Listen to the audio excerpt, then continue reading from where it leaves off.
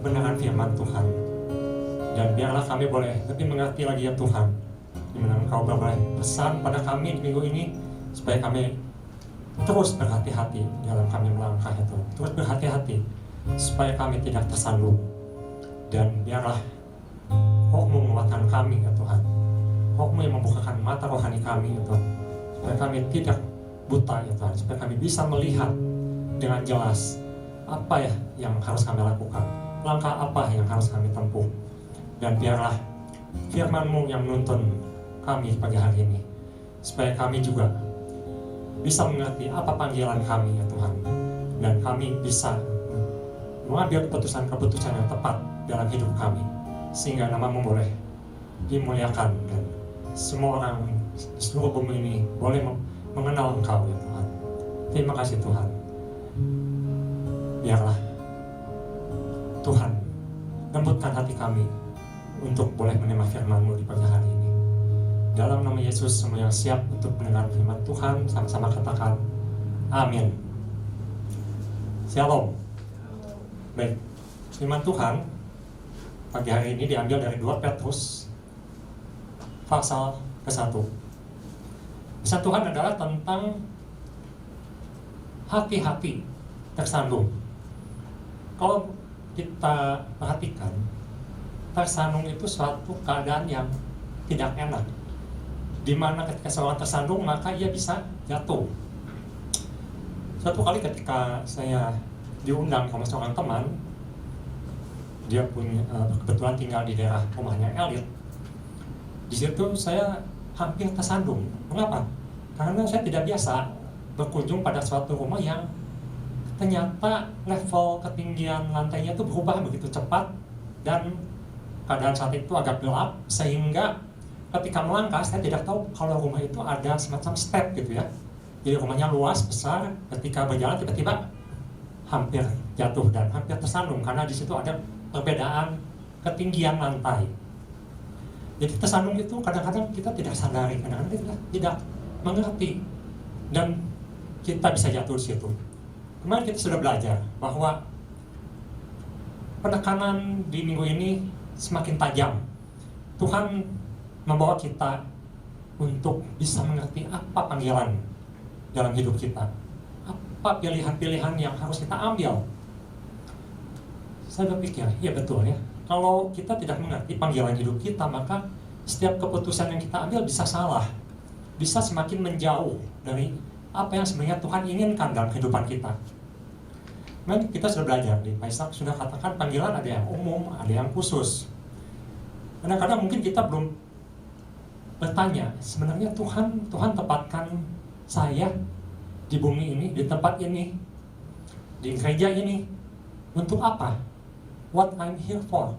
Apa yang bisa saya berikan? Apa yang bisa saya lakukan? Apa yang bisa saya dalam kehidupan saya sehingga saya bisa menjadi berkat bagi orang lain? Itu adalah sesuatu yang perlu kita renungkan di pagi hari ini. Dan pilihan-pilihan apa yang harus saya ambil sehingga langkah saya tidak tersandung. Saya melihat ketika seorang mendapatkan panggilannya dengan jelas, dengan baik, maka pilihan-pilihan itu seharusnya dipilih juga hal-hal yang sesuai dengan panggilannya itu. Nanti kita akan lihat, ternyata tidak semudah itu langkahnya dan pilihannya dan keputusannya juga. Kalau ibu bapak suka perhatikan, setiap manusia itu inginnya jalannya itu semuanya mulus, bersih, lancar ya. Seperti misalnya kalau dalam perlombaan MotoGP itu bisa dengan kecepatan yang sangat tinggi dan aman. Mengapa? Karena jalannya semua sudah dibersihkan, semua kerikil-kerikil, semua penghalang-penghalang sudah disterilkan. Tidak ada orang yang boleh melewati situ, dan sudah didesain sedemikian rupa, aspalnya, bannya, semua sehingga kecepatan tinggi bisa dilakukan dengan aman. Tapi sayangnya dalam kehidupan ini ternyata Tuhan izinkan kehidupan kita, jalan kita itu tidak rata dan tidak semulus seperti tempat perlombaan MotoGP itu. Kadang-kadang ada kerikil-kerikil, kadang-kadang ada penghalang-penghalang, dan oleh karena itu Tuhan berpesan minggu ini kita harus berhati-hati dalam melangkah, dalam mengambil suatu keputusan. Kita akan sama-sama baca di surat 2 Petrus. Saya akan bacakan mulai dari ayat yang ketiga sampai yang ke-10. 2 Petrus pasal 1 ayat yang ketiga sampai 10 saya akan bacakan dengan cepat. Karena kuasa ilahinya telah menganugerahkan kepada kita segala sesuatu yang berguna untuk hidup yang saleh oleh pengenalan kita akan Dia, yang telah memanggil kita oleh kuasanya yang mulia dan ajaib. Ayat keempat, dengan jalan itu Ia telah menganugerahkan pada kita janji-janji yang berharga dan yang sangat besar, supaya olehnya kamu boleh mengambil bagian yang dalam kodrat ilahi dan luput dari hawa nafsu duniawi yang membinasakan dunia. Ayat kelima, justru karena itu kamu harus dengan sungguh-sungguh berusaha untuk menambahkan kepada imanmu kebajikan, dan kepada kebajikan pengetahuan. Ayat ke-6, dan kepada pengetahuan penguasaan diri, kepada penguasaan diri dan ketekunan, dan kepada ketekunan kesalehan. Ayat yang ke-7, dan kepada kesalehan kasih akan saudara-saudara, dan kepada kasih akan saudara-saudara kasih akan semua orang. Ayat yang ke-8, sebab apabila semuanya itu ada padamu dengan berlimpah-limpah, kamu akan dibuatnya menjadi giat dan berhasil dalam pengenalanmu akan Yesus Kristus Tuhan kita. Nah, perhatikan ayat ke-9 dan ke-10. Tetapi barang siapa tidak memiliki semuanya itu, ia menjadi buta dan licik, karena ia lupa bahwa dosa-dosanya yang dahulu telah dihapuskan. Oleh karena itu, saudara-saudaraku, berusahalah sungguh-sungguh supaya panggilan dan pilihanmu makin teguh. Sebab jikalau kamu melakukannya, kamu tidak akan pernah tersandung. Ada beberapa ayat yang akan kita lihat pagi hari ini, tapi penekanannya ada di ayat ke-9. Tetapi barang siapa tidak memiliki semuanya itu, ia menjadi buta dan licik, karena ia lupa bahwa dosa-dosanya yang dahulu telah dihapuskan. Ayat yang ke-9 di sini mengatakan bahwa seorang bisa picik, seorang bisa buta. Nah, ini yang menjadi bagian pertama yang saya akan bawakan, bahwa supaya kita tidak tersandung, maka kita tidak boleh, dalam terjemahan lain dikatakan tidak hanya buta, tapi sebelum buta itu ada satu kata. Di situ disebutnya jangan nearsighted atau short-sighted. Apa itu? Ketika seseorang, dalam bahasa Indonesia disebutkannya rabun jauh. Jadi kalau tulisannya dekat, barangnya dekat, dia bisa lihat dengan jelas. Tetapi ketika dia melihat yang agak jauh, mulai agak kabur, mulai tidak jelas, mulai samar-samar, nah itu disebutnya nearsighted atau short-sighted. Nah, di sini di terjemahan dikatakan ketika seseorang pandangannya hanya dekat, dia tidak bisa melihat sesuatu yang lebih jauh. Dia tidak bisa melihat visi Tuhan.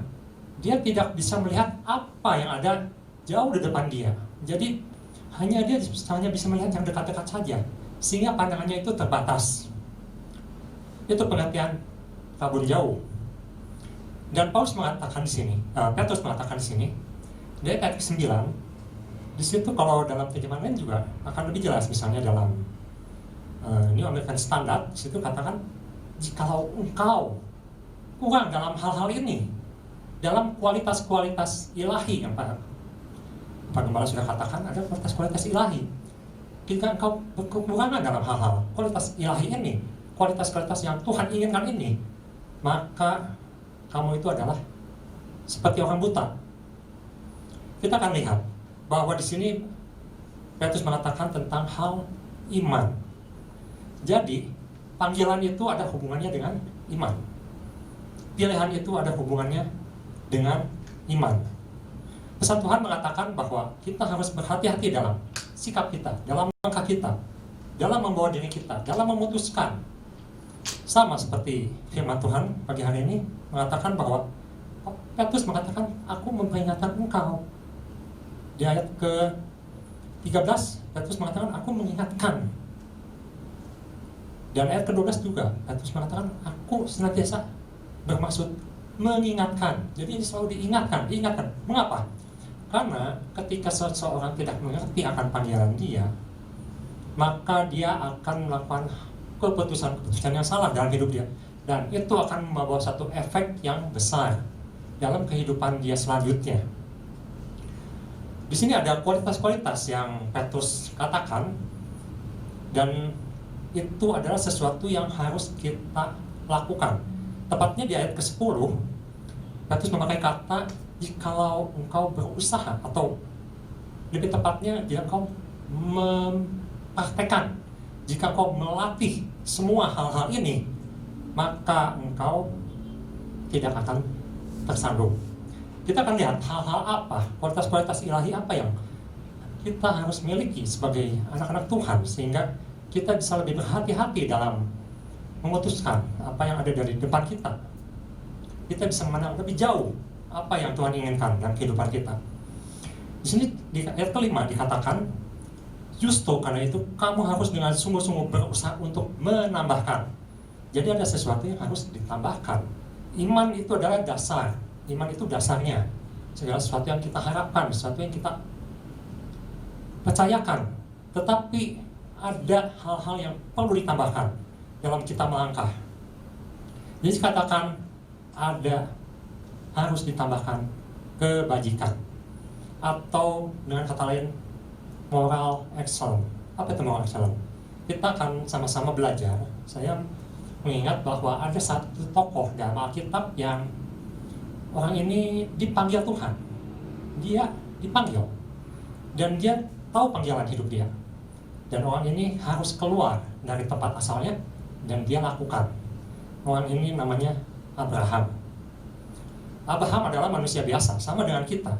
Tetapi Tuhan berikan dia suatu titel, suatu penghargaan yang kita tahu bahwa Tuhan katakan Abraham ini adalah bapak orang beriman. Dia diberikan titel bapak orang beriman. Saya lihat, mengapa Abraham bisa diberikan satu titel bahwa Tuhan katakan orang ini adalah orang bapak orang beriman. Mari kita sama-sama lihat kehidupan dia. Mengapa dan apa hubungannya dengan ketujuh karakter ilahi ini? Ketika saya lihat kehidupan Abraham, dia dipanggil keluar dari tempat nyamannya dia, dan dia berhasil, dia kaya, dia diberkati Tuhan luar biasa. Dia hidup seperti raja. Dikatakan bahwa ketika Abraham hendak membeli kuburan untuk istrinya Sarah yang meninggal, di situ orang-orang menganggap dia sebagai tuan, sebagai raja, karena dia begitu hebat, dia begitu besar, dia begitu kaya. Tetapi apakah itu membuat dia tidak menunjukkan karakter-karakter ini? Kita bisa lihat bahwa dia mempunyai satu karakter moral yang luar biasa. Ketika dia hendak menguburkan, dia meminta satu tanah yang khusus untuk menguburkan istrinya.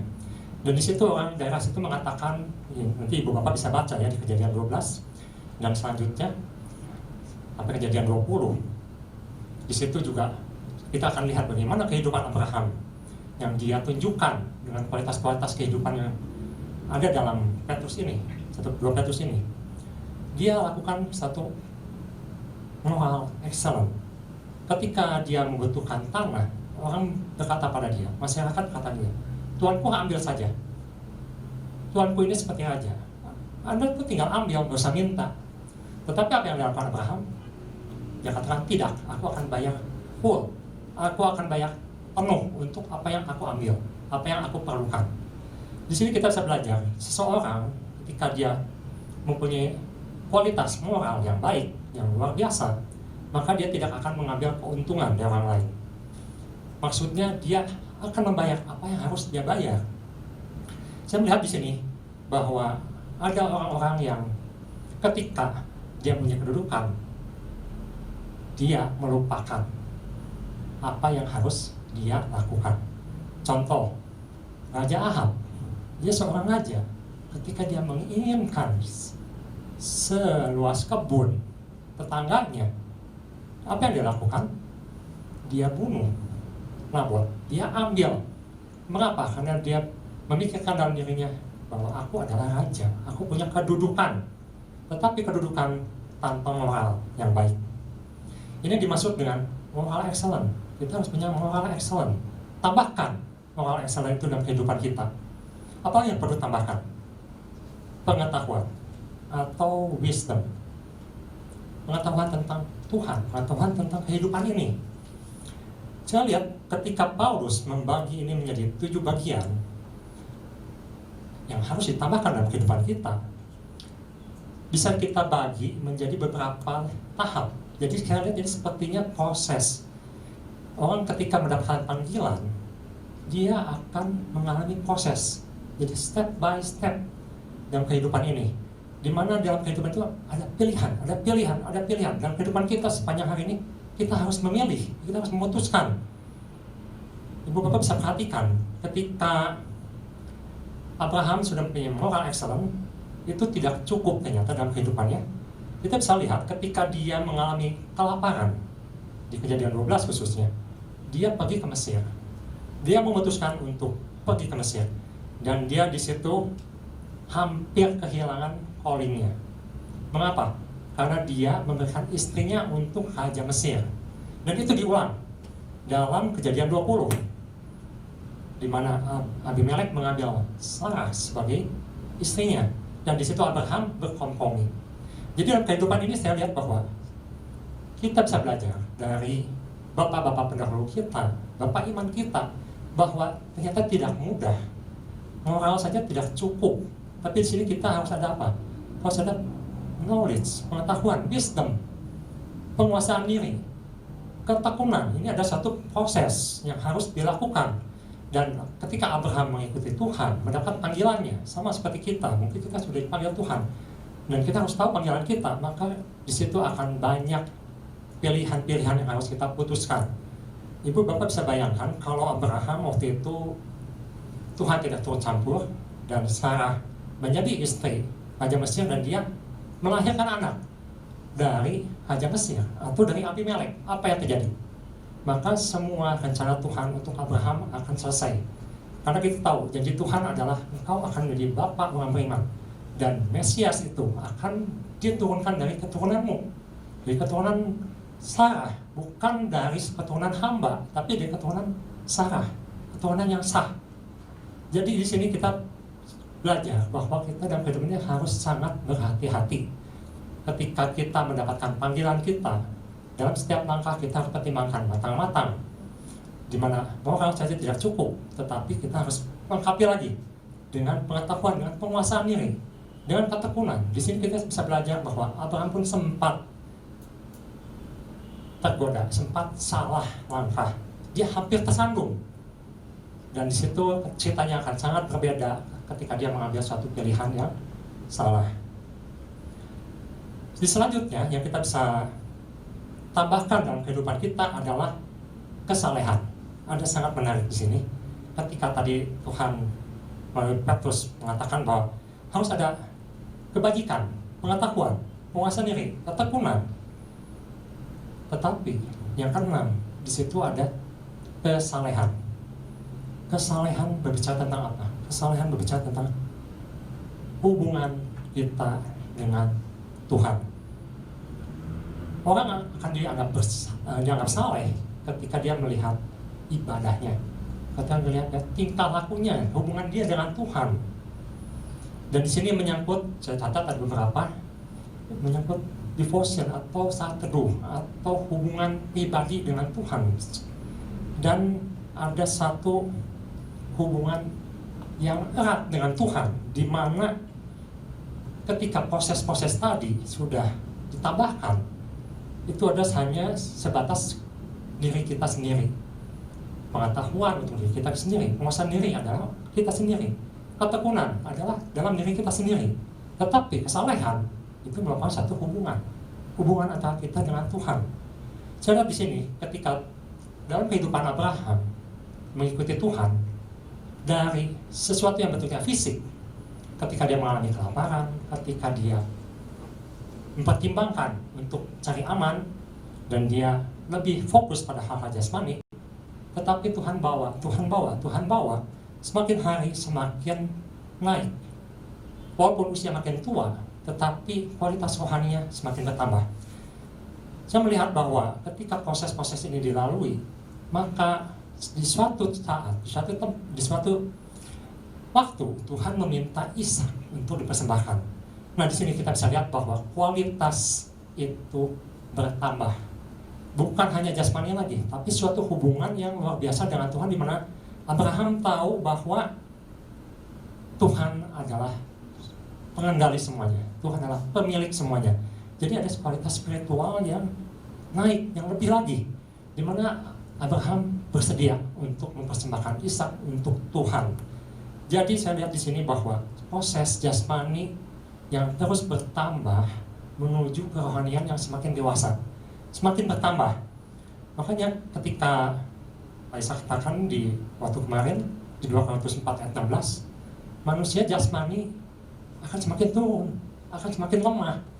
Tetapi kualitas rohani harus bertambah baik, harus bertambah-tambah lagi. Disitulah adanya kesalehan.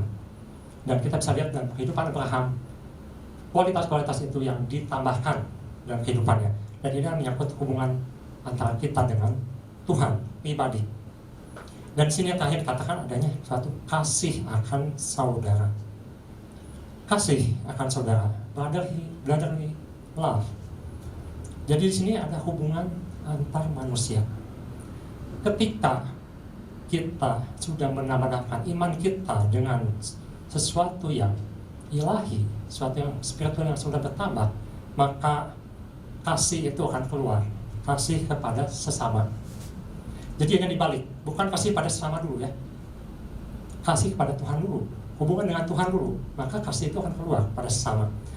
Saya melihat ini ada sesuatu yang luar biasa ketika apa hubungannya dengan pesan Tuhan minggu ini, bahwa Tuhan ingin kita memiliki kualitas-kualitas ini supaya kita bisa lebih kuat, supaya kita bisa lebih memilih dengan tepat dalam kehidupan ini, di mana ketika panggilan itu dilakukan, maka kita harus menambahkan kualitas-kualitas rohani kita semakin tinggi, semakin jauh, semakin dewasa bersama dengan Tuhan, sehingga ketika kita melakukannya, maka pilihan-pilihan itu akan semakin tepat diambil. Itu yang pertama. Jadi jangan hanya melihat yang dekat, tapi lihat jauh, bahwa Tuhan akan membawa kita jauh, Tuhan akan membawa kita naik semakin tinggi dalam kerohanian kita. Dan jangan terpaku hanya di dalam jasmani. Jasmani itu hanya proses-proses yang Tuhan bawa untuk menuju kerohanian yang lebih dewasa. Itu yang pertama. Yang kedua, apa yang membuat kita supaya tidak tersandung? Di 2 Petrus 1 ayat 9 dikatakan bahwa tetapi barang siapa tidak memiliki semuanya itu yang tadi kita bicarakan, ia menjadi buta dan picik, karena ia lupa bahwa dosa-dosanya yang dahulu telah dihapuskan. Terjemahan yang lebih tepat di sini, tetapi ia melupakan. Sesuatu yang berbahaya ketika melupakan anugerah Tuhan. Ketika kita menganggap remeh anugerah Tuhan, apa yang sudah Tuhan berikan dalam kehidupan kita, itu tidak menjadi fokus utama dalam hidup kita lagi. Kita melupakan Kristus dalam hidup kita lagi.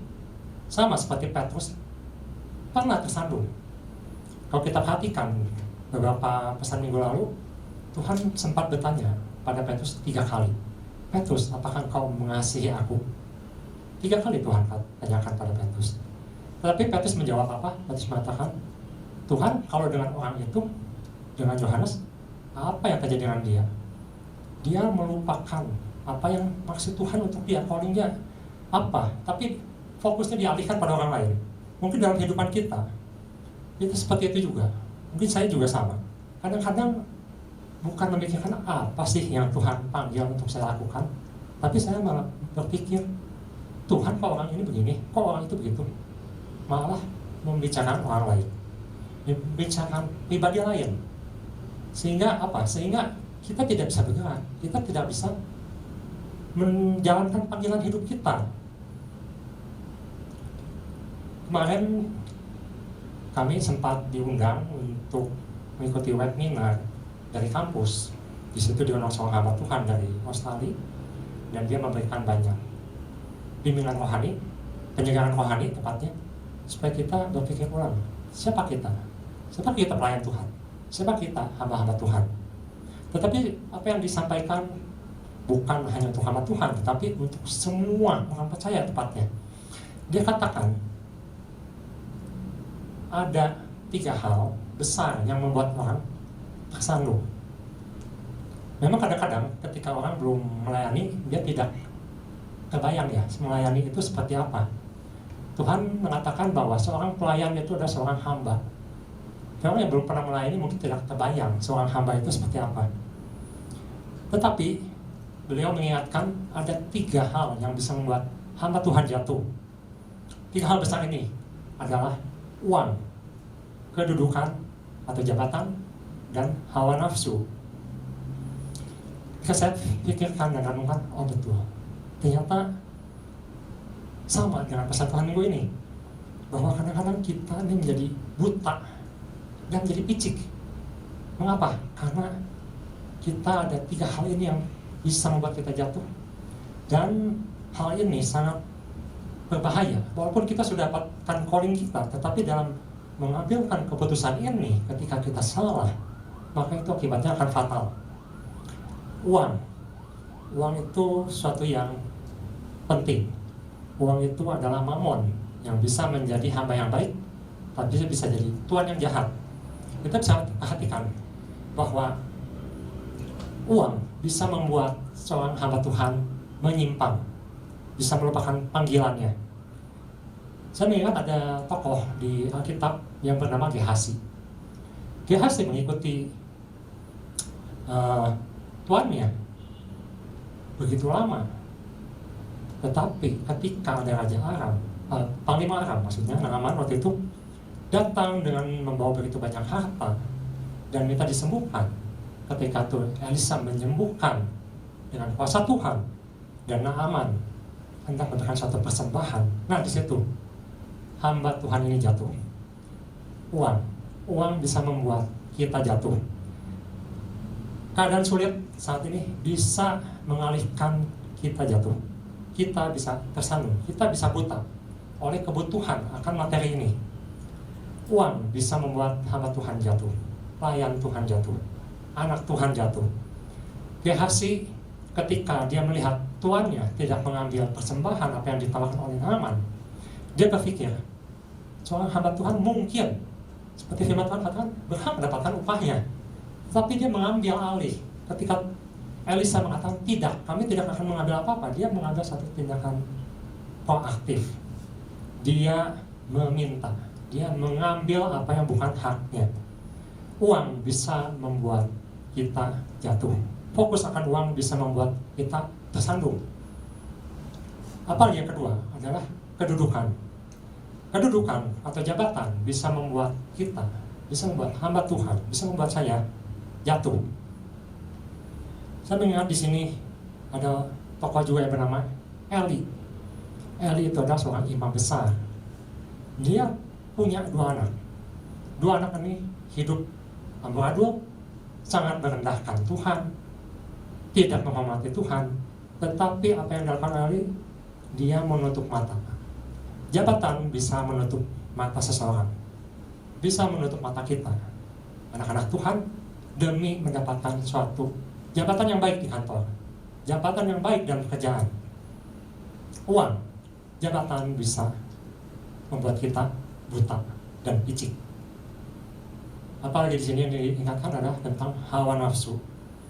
Untuk anak-anak muda, akan sangat sayang ketika calling itu sudah didapatkan, dia sudah mengerti, tetapi hawa nafsu lebih menguasai, maka dia di situ bisa tersandung.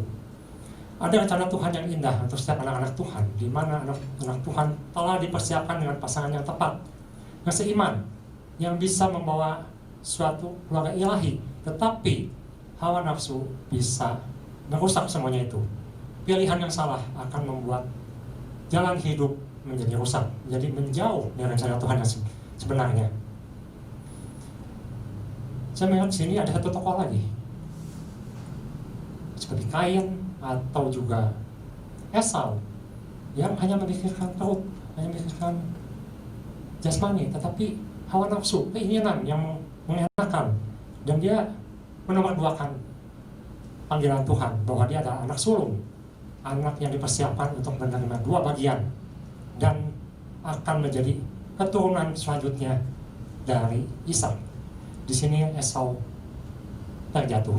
Mengapa? Karena dia dikuasai oleh hawa nafsu. Jadi ketiga hal ini memang benar dalam kehidupan kita. Kita harus sangat-sangat berhati-hati dalam memutuskan. Meskipun kita sudah tahu calling kita, tapi kita harus sangat berhati-hati. Uang, kedudukan, hawa nafsu. Mungkin ketika seorang masih kuliah, seorang masih punya idealisme yang luar biasa. Dia berkata, saya harus melakukan hal ini, saya harus melakukan hal itu. Tetapi ketika proses itu berjalan, ketika dia sudah mendapatkan kedudukan, dia sudah berada di saat itu di jabatannya itu, banyak sekali kita lihat mereka berguguran, mereka jatuh, mereka tersandung. Mengapa? Karena hal-hal ini menjadi fokus utama. Mereka lupa, mereka melupakan anugerah Tuhan, mereka melupakan tugas panggilannya, mereka melupakan siapa itu Kristus dalam hidup mereka. Nah, ini yang perlu kita perhatikan. Jangan kamu menjadi buta dan picik. Ketika kita melupakan anugerah Tuhan dalam hidup kita, sebenarnya apa yang harus kita berikan menjadi berkat. Itu yang harus kita lakukan dalam kehidupan kita. Sehingga ketika kita memikirkan bahwa saya harus menjadi terang, maka kita harus sangat berhati-hati dalam memutuskan suatu perkara. Mengapa? Karena di sini Petrus mengingatkan bahwa ketika hal-hal ini, kualitas-kualitas ini tidak ada, jangan-jangan kita yang jadi batu sandungan. Ketika Tuhan mengingatkan, hati-hati supaya kamu tidak tersandung, jangan-jangan kita yang jadi batu sandungan buat orang lain. Kenapa? Karena kualitas-kualitas itu tidak ada dalam hidup kita. Kita tidak tambah-tambahkan dalam kehidupan kita. Jangan seperti Gehasi, jangan seperti Eli, jangan seperti Esau. Bahkan jangan seperti Yudas. Yudas adalah murid Tuhan. Dia mendapatkan panggilannya menjadi murid Tuhan, tapi dia mengambil keputusan-keputusan yang salah dalam hidup dia, dan itu membuat dia menjauh dari Tuhan. Dia tidak bisa melakukan panggilannya sampai selesai. Nah, kedua hal ini yang pagi hari ini perlu kita perhatikan dan Tuhan ingatkan kembali, bahwa yang pertama, kita jangan hanya melihat yang dekat, tapi lihatlah yang jauh. Lihat visi Tuhan. Visi Tuhan ini adalah connected to God. Kita harus punya hubungan pribadi dengan Tuhan, yaitu kesalehan. Itu harus ada. Itu adalah satu penambahan yang harus ada dalam iman kita. Dan yang kedua, bahwa kita jangan buta, jangan picik, janganlah hal-hal yang menggiurkan, tetapi hal itu akan menjauhkan kita dari Tuhan, bahkan melupakan anugerah Tuhan dalam hidup kita. Apa yang Tuhan sudah berikan nyawanya untuk kita, supaya kita berkarya, hidup, melayani, itu menjadi hilang oleh karena ketiga hal yang kelihatannya mungkin kita anggap tidak berbahaya, tetapi itu bisa membuat kita tersandung. Jadi mari pagi hari ini, biarlah Tuhan beri kekuatan pada kita dan mengingatkan kembali hal-hal ini, sehingga kita tidak buta, tidak picik, tetapi boleh melihat rencana Tuhan yang indah dalam kehidupan kita, sehingga kita boleh berhati-hati dalam melangkah, dan kita jangan sampai tersandung. Tuhan Yesus memberkati. Kita sama-sama berdoa. Terima kasih Tuhan untuk peringatan Tuhan di minggu ini, supaya kami berhati-hati, supaya kami tidak tersandung ya Tuhan. Walaupun dalam proses kehidupan kami tahu bahwa Tuhan sudah memanggil kami masuk dalam kerajaan-Mu, menjadi anak-Mu, dan ada tugas-tugas yang harus kami lakukan. Biarlah Tuhan beri kekuatan, berikan hikmat, beri pengetahuan, penguasaan diri, sehingga kami bisa memilih ya Tuhan, mana yang baik, yang berkenan padamu ya Tuhan, sehingga rencana Tuhan boleh digenapi dalam kehidupan kami, dan kami tidak menjauh daripada-Mu ya Tuhan.